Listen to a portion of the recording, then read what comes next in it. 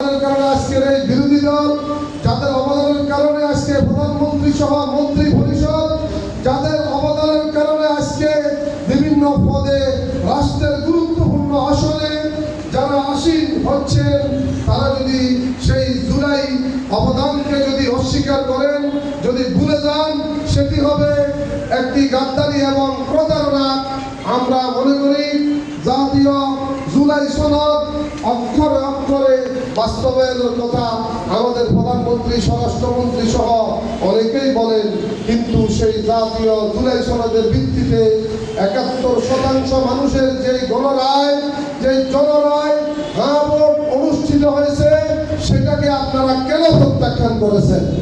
সেটা এদেশের মানুষকে জবাব দিতে হবে যে হ্যাঁ ভোটের রায়কে আপনারা কেন গ্রহণ করলেন না। এবং জাতীয় জুলাই সনদ যদি বাস্তবায়ন